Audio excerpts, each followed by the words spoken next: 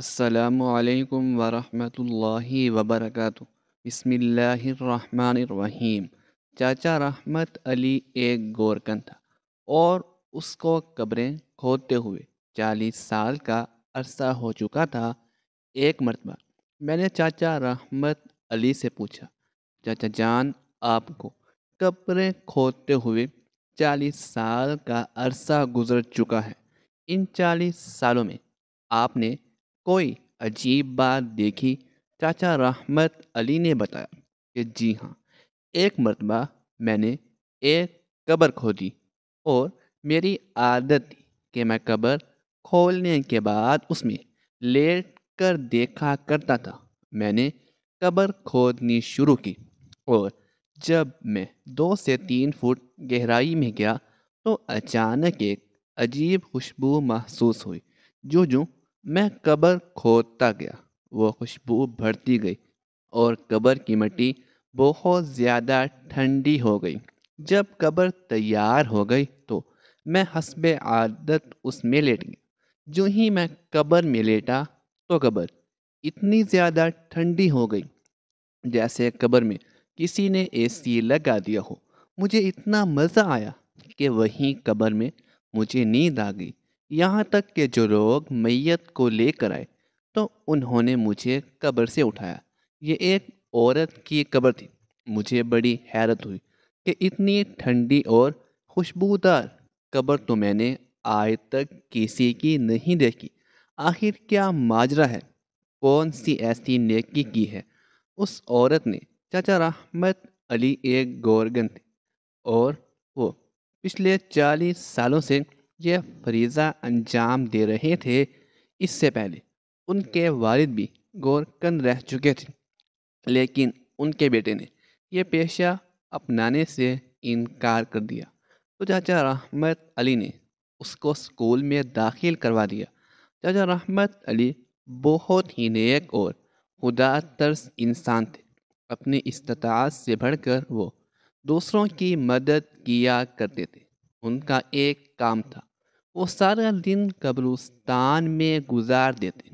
اگر کوئی قبر بیٹھ جاتی یا کہیں سے ٹوٹ جاتی تو وہ بغیر گھر والوں کو اطلاع دیے اس کو صحیح کروا دیا کرتے تھے کہ وہ یہاں کے تمام لوگوں کے حالات سے واقف تھے۔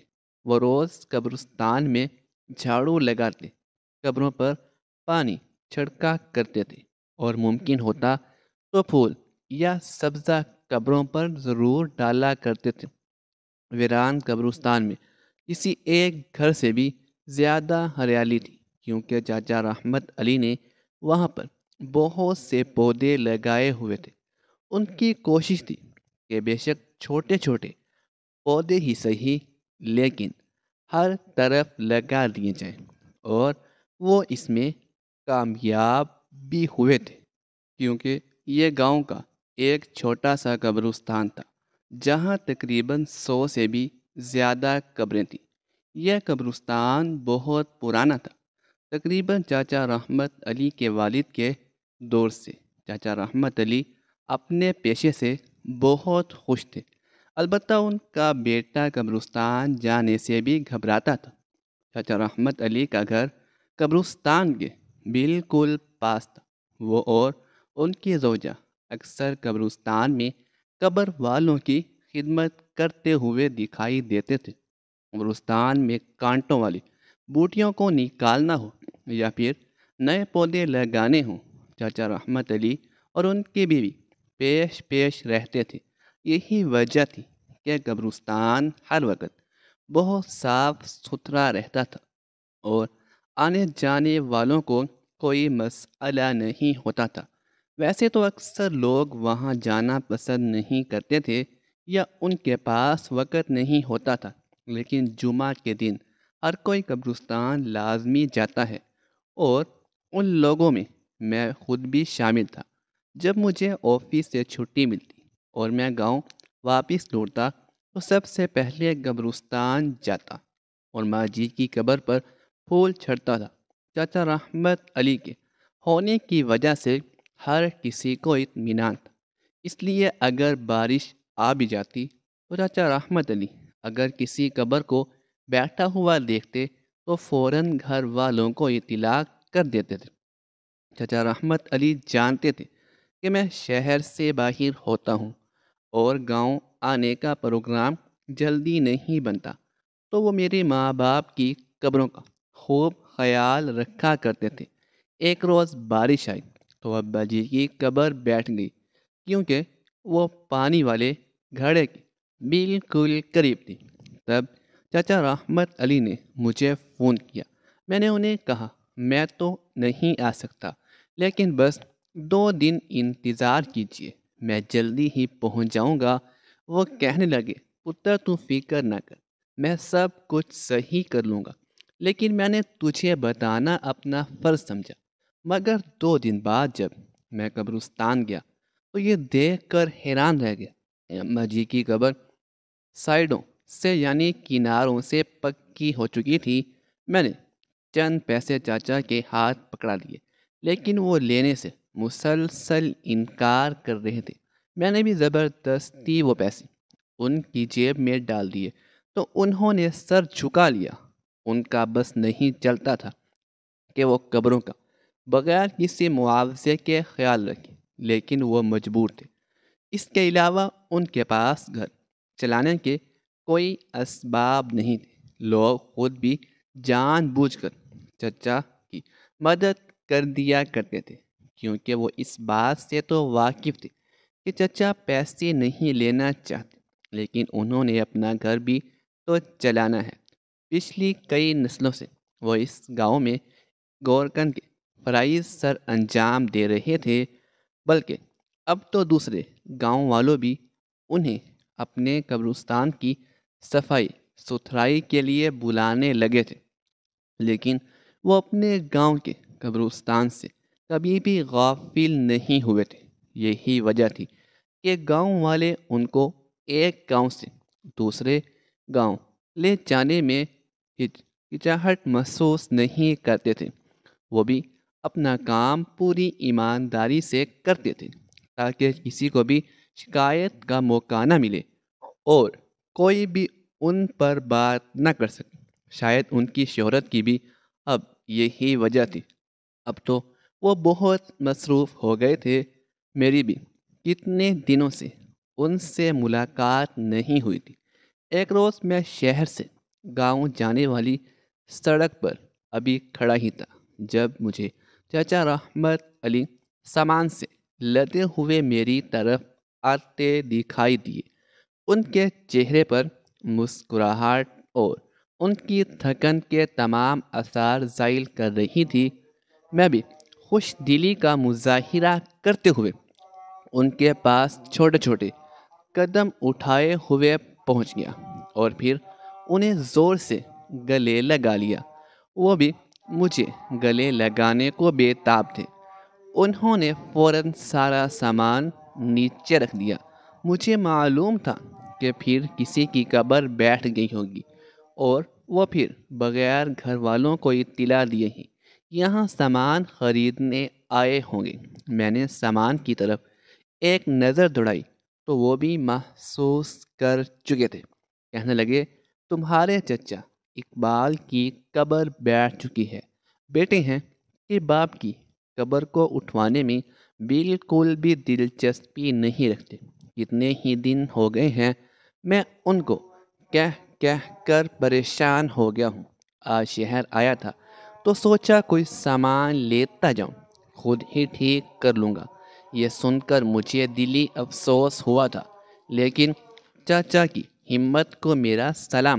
ابھی ہم بس میں بیٹھے ہی تھے جب نہ جانے کہاں سے میرے ذہن میں ایک خیال آیا۔ میں نے چچا سے پوچھا چچا کیا کبھی کوئی ایسا دلچسپ واقعہ بھی ہوا ہے جس نے آپ کے رونگٹے کھڑے کر دیا ہو؟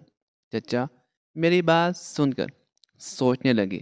پہلے ان کے چہرے پر تاریکی چھائی ہوئی تھی، ایک دم ان کا چہرہ خوشی سے کھل اٹھا اور کہنے لگے میں نے اپنی یادداشت پہ زور دے کر ایک واقعہ تلاش کر ہی لیا ہے، لیکن یہ واقعہ بڑا ہی کوئی عجیب واقعہ تھا جس نے میری زندگی بدل دی تھی۔ میں ان کی بات پوری توجہ اور تجسس میں سن رہا تھا۔ انہوں نے بھی پوری کہانی سنانے میں بالکل بھی تکلف سے کام نہیں لیا۔ تجسس میں چاہتا تھا کہ فوراً سے پہلے وہ مجھے ساری روادات کہہ سنائیں، لیکن وہ بوڑھے ہو چکے تھے۔ زیادہ بولنے پر ان کی سانس پھولنے لگتی تھی، اس لیے آہستہ آہستہ بولتے ہوئے وہ مجھے کہانی سنانے لگے۔ جب بس میں بالکل خاموشی چھا گئی تو دوسرے لوگوں تک بھی یہ آواز جانے لگی۔ سارے لوگ متوجہ ہو چکے تھے اور غور سے چاچا رحمت کی بات سننے لگے تھے۔ چاچا کہنے لگا، ایک روز میں قبر کھود رہا تھا خلاف معمول۔ آج میں بہت خوش تھا۔ اکثر تو میں قبرستان میں ہنسنا معیوب سمجھتا تھا، لیکن نہ جانے آج میرے دل کو کس خوشی نے گھیرا ہوا تھا کہ مسکراہٹ میرے چہرے سے جدا ہی نہیں ہو رہی تھی۔ مجھے 40 سال کا عرصہ بطور گورکن فرائض سر انجام دیتے ہوئے ہو چکا تھا، اور آج پہلی بار ایسا ہوا تھا کہ میرا دل خوشی سے پھولے نہ سما رہا تھا۔ میں خود بھی اپنی کیفیت پر حیران تھا۔ میں جلدی جلدی ایک قبر کھودنے لگا تھا، کیونکہ ایک مائی وفات پا چکی تھی اور اس کے لیے قبر کھودنی تھی۔ ان لوگوں نے مجھے ناپ بھی بھیجا تھا، جو کہ ایک لمبی سی لکڑی تھی۔ تقریباً اس عورت کا قد میرے جتنا تھا، اس لیے میں نے اس لکڑی کا ناپ لے کر اس مائی کے گھر والوں کو لوٹا دیا۔ ابھی میں نے تھوڑی سی قبر ہی کھودی تھی جب اس جگہ سے مجھے بہت زیادہ خوشبو آنے لگی۔ وہ خوشبو اتنی نشیں تھی کہ آج تک میں نے ایسی خوشبو کہیں سے بھی نہیں سونگھی تھی۔ حالانکہ میرے ابا کو خوشبو لگانے کا بہت شوق تھا اور ہمارے گھر میں تقریباً ہر قسم کی خوشبو موجود تھی، لیکن آج جو خوشبو میں نے اپنے ارد گرد محسوس کر رہا تھا وہ ناقابل بیان تھی۔ اس نے مجھے حیرت میں ڈال رکھا تھا۔ مجھے اچھے سے یاد تھا، اس سے 1-2 قدم کی فاصلے پر جب میں نے قبر کو دی تو اس میں بہت گندگی بدبو آئی تھی، اور پھر وہاں مکوڑے بھی بہت زیادہ تھے، اور یہاں 1-2 قدم کے فاصلے پر اس قبر میں کتنی زیادہ خوشبو تھی۔ میں حیران و پریشان سا قبر کھودنے میں مصروف رہا، یا پھر یوں سمجھ لیجیے کہ اس خوشبو کا مجھ پر اثر ہو چکا تھا۔ میں وہاں سے نکلنا نہیں چاہتا تھا۔ جب میں نے ساری قبر کھود لی تو میں اس میں لیٹ گیا۔ شدید گرمی میں وہ قبر اتنی زیادہ ٹھنڈی تھی، ایسے معلوم ہوتا تھا کہ جیسے کسی نے یہاں پنکھے چلا رکھی ہوں، یا پھر آج کل کے دور کے مطابق اے سی لگا رکھا ہو۔ اتنی ٹھنڈا۔ ایک بار مری میں گیا تو وہاں ایسی ٹھنڈ تھی جو اس روز میں نے شدید گرمی میں اس قبر میں ٹھنڈ دیکھی تھی۔ یہاں تک کہ شدید گرمی میں کپ کپانے لگا، لیکن تھکاوٹ کی وجہ سے مجھے نیند آنے لگی۔ جو قبر کا ناپ کرنے کے لیے لیٹا تھا، ٹھنڈ اور خوشبو نے مجھے اپنا گرویدہ بنا لیا، اور پھر مجھے وہی نیند آ گئی۔ نہ جانے کون سا پہر تھا جب مجھے ارد گرد لوگوں کی موجودگی محسوس ہونے لگی۔ میں اٹھنا چاہتا تھا لیکن اٹھ نہیں پا رہا تھا۔ نہ جانے کون سی قوت تھی جو مجھے اپنی طرف کھینچنے چلی جا رہی تھی۔ میں بھی بے بسی سے وہیں کا ہو کر رہ گیا۔ تب ہی کچھ لوگ قبر میں اترے اور مجھے اٹھانے لگے۔ میں ہر بڑا کر اٹھا اور ان سے معافی مانگتے ہوئے کہنے لگا، نہ جانے ناپ کرتے ہوئے مجھے کیسے نیند آ گئی، مجھے معاف کر دیجیے۔ وہ لوگ مجھ سے واقف تھے، اس لیے کہنے لگے، چچا کوئی بات نہیں، آپ آ جائیے، میت کو دفنانے کا وقت ہوا چلا ہے۔ میں بھی جلدی سے نکلا اور پھر میت کو دفنانے میں مدد کرنے لگا۔ پھر میت کو قبر میں لٹا دیا گیا۔ تبھی اس مائی کا بیٹا آگے بڑھا اور کہنے لگا، چچا مجھے آپ سے بہت اہم بات کرنی ہے۔ میں اس کے بیٹے کے ساتھ چلا گیا۔ وہ تھوڑی دور لوگوں کے لوگوں سے دور مجھے لے کر جا کر کہنے لگا، چچا میں شہر سے باہر ہوتا ہوں، میری ماں کی قبر کا بہت دھیان رکھنا۔ میں نے اس سے کہا، بیٹا تو فکر نہ کر، جیسے باقی قبریں ہیں میرے لیے اہمیت رکھتی ہیں، ویسے یہ قبر بھی اب قبرستان کا حصہ ہے تو میری ذمہ داری ہے۔ وہ خوش ہو گیا اور مجھے گلے لگا کر دوبارہ میت کی طرف بڑھ گیا۔ تب تک قبر بنائی جا چکی تھی، سب لوگ وہاں کھڑے دعا کر رہے تھے۔ میرا ارادہ تھا کہ میں اس لڑکے سے پوچھوں کہ آخر تمہاری ماں کی قبر سے اتنی خوشبو کہاں سے آ رہی تھی؟ کیا وہ اتنی نیک اور اچھی تھی؟ اتنا نیک ہونے کے لیے تو ساری ساری زندگی خدا کی یاد میں بسر کرنی پڑے گی۔ میں سوچتا ہوا آگے بڑھ گیا۔ اکا دکا لوگ تھے، اب وہ بھی قبرستان سے جا رہے تھے۔ آخر میں صرف اس عورت کا بیٹا بچ گیا جو ماں کی قبر پر قرآن مجید پڑھ رہا تھا۔ اس نے قرآن مجید سمیٹ کر ایک طرف رکھا اور دعا مانگ کر جانے ہی لگا تھا۔ جب میں جلدی سے اس کی طرف بڑھا، وہ مجھے اتنی عجلت میں اپنی طرف بڑھتا دیکھ کر وہیں رک گیا تھا اور پھر سوالیہ نظروں سے مجھ سے پوچھنے لگا، چچا کیا ہوا؟ کوئی بات رہ گئی ہے کیا؟ آپ کو کوئی بات کہنی ہے؟ کیونکہ میں بہت جلدی میں اور ہانتے ہوئے اس کی طرف بڑھ رہا تھا۔ میری سہولت کے لیے وہ دور سے ہی مجھے دیکھنے لگا اور پھر وہیں زمین پر بیٹھ گیا۔ وہ میرا احساس کر رہا تھا اور یہی اس لڑکے کی خوبصورتی تھی۔ میرے پہنچنے تک وہ میرا انتظار کرتے کرتے نیچے بیٹھ چکا تھا۔ میں بھی اس کے پاس جا بیٹھا اور ہانپتے ہوئے پوچھنے لگا، بیٹا آج میں نے اس قبر میں بڑی ہی کوئی عجیب بات دیکھی ہے۔ عجیب بات کا سن کر وہ حیرت سے پوری آنکھیں کھولے میرا چہرہ تکنے لگا۔ شاید وہ ڈر گیا تھا کہ کہیں میں اس قبر کے بارے میں کوئی بری بات تو نہیں کہنے والا، مگر ایسا نہیں تھا۔ میں تو صرف یہ بتانے والا تھا کہ ایسی خوشبو میں نے کہیں بھی نہیں دیکھی، پہلے دیکھی تھی جو آج دیکھی۔ میں اسے پوچھنے لگا، جب میں نے قبر کھولی تو ایک عجیب سی خوشبو نے میرے ہر طرف احاطہ کر لیا تھا اور قبر میں اتنی ٹھنڈک تھی کہ وہاں ناپ کرتے ہوئے مجھے نیند آ گئی تھی۔ کیا تمہاری ماں اتنی نیک عورت تھی؟ میں آنسو بہاتے ہوئے یہ پوچھنے لگا تو اس کا بیٹا بھی روتے ہوئے کہنے لگا، چچا آپ نہیں جانتے میری ماں نے کیسی زندگی گزاری تھی۔ وہ شوہر کی فرما بردار عورت تھی۔ میرا باپ گھٹنوں کا مریض تھا، چلنے پھرنے سے قاصر تھا۔ سارا سارا دن وہ بستر پر گزار دیتا تھا۔ وہ تو واش روم جانے تک کے قابل بھی نہیں تھا۔ ایسے میں وہ ہر تھوڑی دیر بعد بستر گندا کر دیتا۔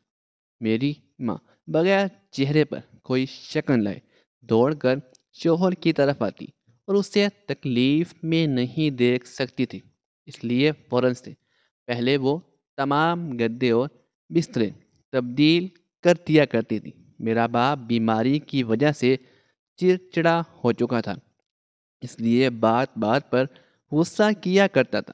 میری ماں چپ کر کے اس کی ہر بات برداشت کرتی رہتی تھی۔ میرے ابا اس پر چیختے چلاتے، اکثر برتن اٹھا کر دے مارتے تھے، لیکن میری اماں نے کبھی بھی شوہر کے رویے کی شکایت نہیں کی تھی، بلکہ انہوں نے ہمیشہ خوش دلی سے شوہر کی خدمت کی۔ وہ نہ صرف اپنے شوہر کی ایک فرما بردار بیوی تھی، بلکہ وہ ایک مومنہ اور مسلمہ عورت تھی۔ وہ اسلام کو ہی اپنا اوڑھنا بچھونا بنا چکی تھی۔ وہ پردہ کرتی، بلا وجہ کسی کے گھر نہیں جایا کرتی تھی، اور جیسے ہی اذان کی صدا بلند ہوتی وہ ہر کام چھوڑ کر جلدی سے وضو کرتی اور پھر نماز کے لیے کھڑی ہو جایا کرتی تھی۔ رو رو کر اپنے شوہر کے لیے فریاد کرتی تھی کہ خدا اسے صحت عطا کر دے۔ وہ اپنے شوہر کی مخلص اور وفادار تھی۔ شوہر کی معذوری کے بعد گھر والوں نے بھی اور گاؤں کے کچھ لوگوں نے اسے بہت زیادہ مجبور کیا کہ وہ دوسری شادی کر لے اور شوہر سے طلاق لے لے، لیکن وہ اس امر پر راضی نہ ہوئی۔ بچوں کو قرآن مجید پڑھا کر گھر کا خرچہ چلانے لگی اور شوہر کی بھی خوب خدمت کیا کرتی تھی۔ جب میرا باپ فوت ہوا تو میری ماں سے بے حد راضی تھا اور روتے ہوئے اپنے رویے کی معافی مانگتے ہوئے گیا۔ وہ مجھے کہا کرتا تھا کہ علی، تمہاری ماں جنتی عورتوں میں سے ایک ہے۔ مجھے ابھی سے اس میں سے جنتی عورتوں کی خوشبو آتی ہے۔ ایسی خوشبو میں نے کبھی نہیں سونگھی۔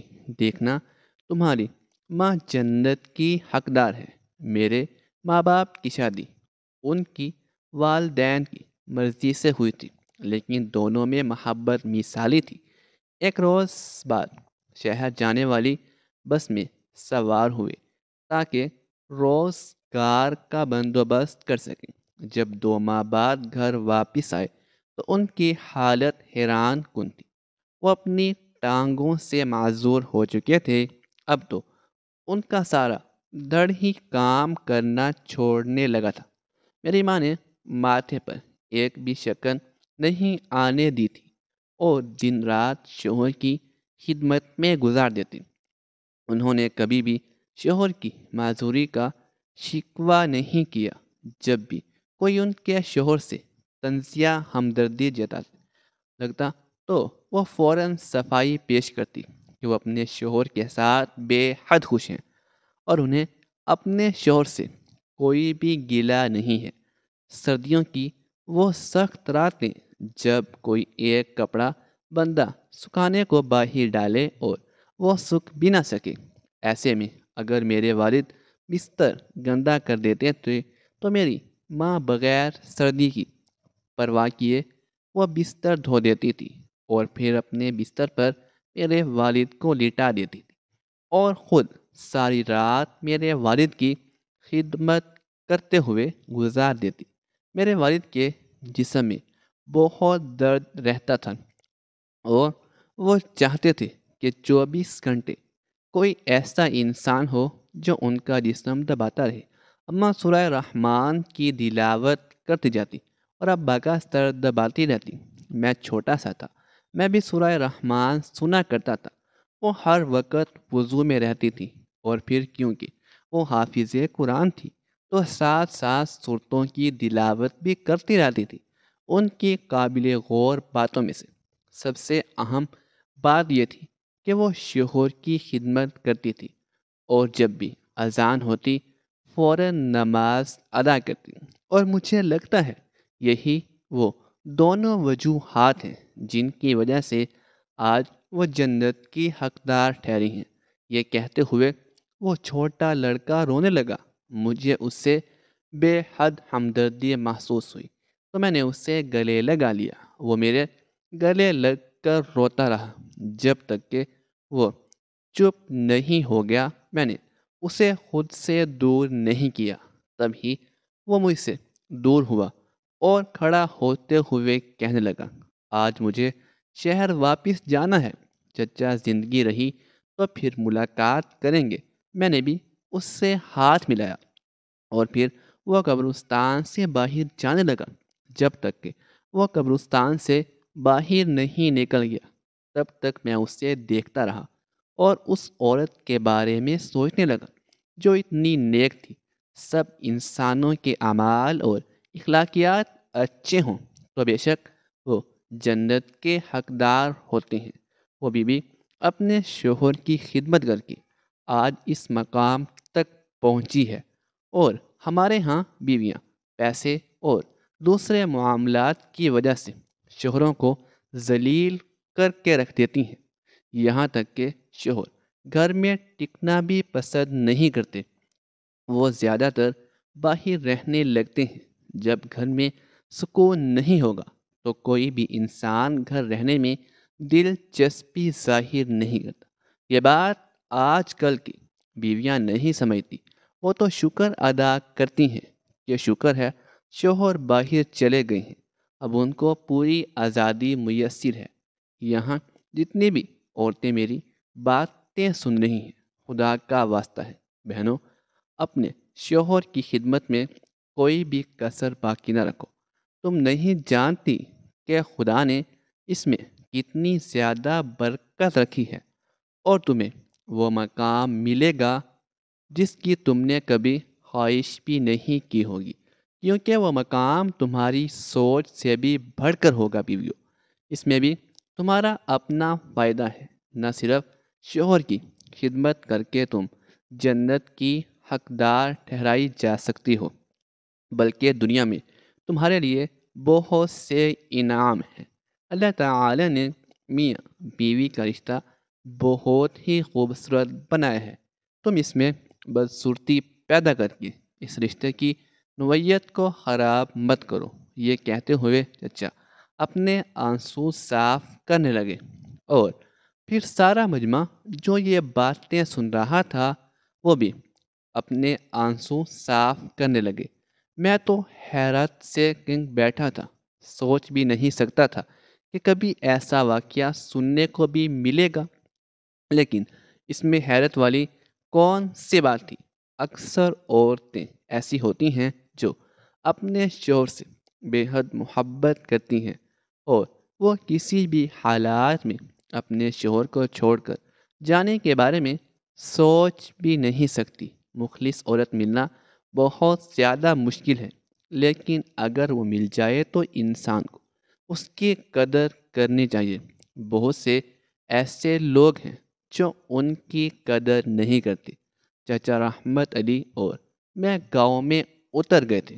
ہم دونوں نے ہی قبرستان جانا تھا، اس لیے میں نے چچا رحمت علی کا آدھا سامان اٹھا لیا تھا۔ وہ بھی تشکر بھری نظروں سے مجھے دیکھنے لگے تھے۔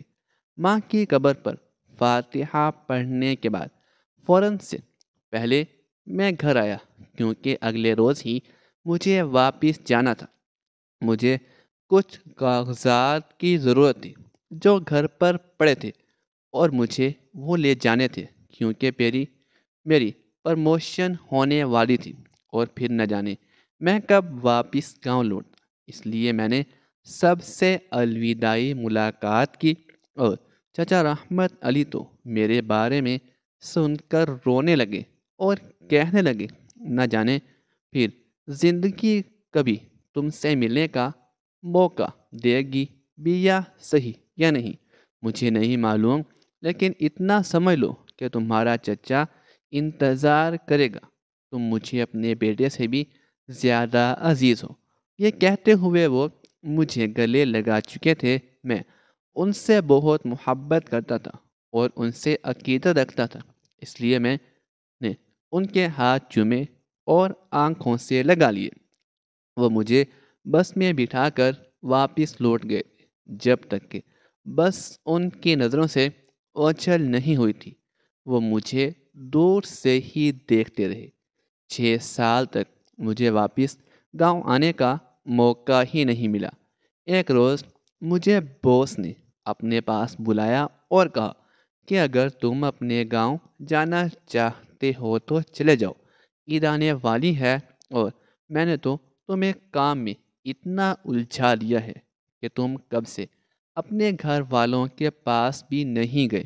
میں انہیں بتانے لگا کہ میرا اس دنیا میں کوئی بھی نہیں ہے، بس ایک چچا ہے۔ میں ان سے ملنے کی آس رکھتا ہوں۔ اگر آپ اجازت دیں تو میں آج ہی گاؤں لوٹ جاؤں۔ وہ فوراً میری بات مان گئے۔ میں نے بھی جلدی سے اپنا سامان باندھا اور پھر شہر سے گاؤں جانے والی بس میں بیٹھ گیا۔ آج میرا دل خوشی سے باغ باغ ہو رہا تھا، کیونکہ میں 6 سال بعد واپس اسی سڑک پر سے گزر رہا تھا۔ پہلے اس سڑک پر بہت گھڑے ہوا کرتے تھے، یہاں سے جاتے ہوئے انسان کی ہڈیوں کا کچومر بن جاتا تھا، لیکن شاید اب ترقی ہو گئی تھی اور نئی سڑک بن چکی تھی۔ میں بہت خوش تھا کہ گاؤں سے شہر اور شہر سے گاؤں جانے والوں کو کتنی آسانیاں ہوں گی۔ میرے گاؤں والے شہر کی اس سڑک کے بننے پر کتنے خوش ہوں گے۔ ابھی میں یہ سوچ ہی رہا تھا کہ جب نہ جانے کیسے 2 گھنٹے بھی گزر گئے اور میرا گاؤں آ گیا۔ خلاف معمول میں سب سے پہلے قبرستان کی طرف بڑھا، لیکن قبرستان کی حالت دیکھ کر میرا دل چکنا چور ہو چکا تھا، کیونکہ سامنے منظر ہی ایسا تھا۔ سارا قبرستان جھاڑیوں سے بھر چکا تھا۔ کچھ آوارہ کتے قبروں پر پیشاب کرتے ہوئے دکھائی دیے تھے۔ میں ان کو دیکھ کر افسوس کرنے لگا تھا۔ کچھ قبروں میں بارش یا پھر جانوروں نے سوراخ کر رکھے تھے، کیونکہ پاس میں ہی ایک چھوٹی سی ندی تھی اور اس کے ارد گرد بہت سے درخت تھے جہاں چھوٹے موٹے جانور رہا کرتے تھے۔ قبرستان کی اس حالت پر میں کھڑک کر رہ گیا تھا، لیکن میں کیا ہی کر سکتا تھا۔ ان لوگوں کو میں آگاہی نہیں دے سکتا تھا کہ وہ لوگ قبرستان کی حفاظت کریں اور اپنے پیاروں کا خیال رکھیں جو اس دنیا سے جا چکے ہیں۔ جتنے روز میں گاؤں رہا، میں نے قبرستان کی اچھے سے صفائی کی اور تمام جڑی بوٹیوں کو وہاں سے نکلوا دیا۔ پودے جن کو کاٹنے کی ضرورت تھی ان کو کٹوا دیا۔ قبرستان کی حالت کچھ دیکھنے کے قابل ہوئی تو میں دل برشتہ ہو کر واپس گاؤں سے شہر آ گیا۔ لیکن مجھے آج بھی چچا رحمت علی کے الفاظ یاد تھے کہ انہیں مجھ سے ملنے کی آس تھی جو نامکمل ہی رہی۔ میں خود ان سے مل کر زندگی کا کچھ بوجھ ہلکا کرنا چاہتا تھا، لیکن ہم قسمت کے ساتھ کچھ نہیں کر سکتے۔ وہیں رحمت علی جنہوں نے اس گاؤں کے تمام لوگوں کے مر جانے والے لوگوں کی قبروں کی حفاظت کی تھی، آج اس کی قبر زمین میں بالکل دب چکی تھی اور اس پر اتنی زیادہ جڑی بوٹیاں اگ گئی تھی کہ میں سوچنے لگا، نہ جانے چاچا رحمت علی کی قبر کس نے کھودی ہوگی اور اس کی تدفین کا انتظام کس نے کیا ہوگا۔ ذہن میں بہت سے سوالات تھے، لیکن جواب کوئی ایک بھی نہیں رہا تھا۔ میں تو اس سے ان کے گھر والوں کے بارے میں بھی پوچھنا بھول گیا تھا، لیکن اب میں نے سوچ لیا تھا کہ مجھے اپنی تنخواہ کا ایک حصہ اگر قبرستان کی صفائی پر صرف کرنا پڑا تو میں کروں گا۔ میں چچا رحمت علی کی محنت کو ضائع نہیں ہونے دوں گا۔ جلدی ہی میں نے ایک آدمی ڈھونڈ لیا جو قبرستان میں ایک گورکن کے فرائض سر انجام دینے کو تیار تھا۔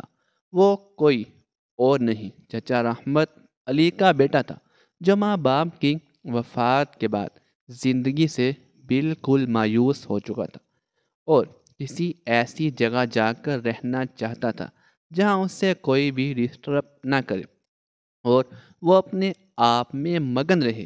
وہ سٹریس اور ڈپریشن کا مریض بن چکا تھا۔ اسے چھوڑ کر جا چکی تھی اس کی بیوی اور بچے اس کے تھے نہیں، جہاں سے اس کا خاندان چلا گیا تھا پھر سے وہیں لوٹ آیا تھا۔ حالانکہ اس نے اس پیشے سے بغاوت بھی بہت کی تھی، لیکن وہ اس میں کامیاب نہ ہو سکا۔ میں نے ماہانہ علی رحمت کی ایک تنخواہ بھی مقرر کر دی تاکہ خرچے کے لیے اس کو کسی کا محتاج نہ ہونا پڑے۔ اب تو میری اپنی تنخواہ لاکھوں میں تھی، محض 20-30 ہزار دینا بھی تو میرا کیا جانا تھا۔ یہ سوچ کر ہی میں نے بطور گورکن اپنے گاؤں میں تعینات کر دیا۔ میرا فرما بردار تھا، میرے کسی حکم پر اس نے نہ نہیں کی، بلکہ ہر بات پر سر جھکا لیا کرتا تھا۔ وہ مجھے اپنا بڑا بھائی تصور کرتا تھا، جبکہ مجھے اس میں چچا رحمت علی دکھائی دیتے تھے جو نہایت ہی شفقت سے مجھ سے پیش آتے تھے۔ میرے ماں باپ مرنے کے بعد جتنا انہوں نے میرا خیال رکھا تھا، شاید ہی میرے سگے بھائی بھی میرا رکھ پائے ہوں۔ ناظرین، مزید اس طرح کی سبق آموز واقعات اور کہانیاں سننے کے لیے ہمارے چینل کو سبسکرائب کریں اور ہماری ویڈیو کو لائک کریں، شیئر کریں۔ شکریہ، اللہ حافظ۔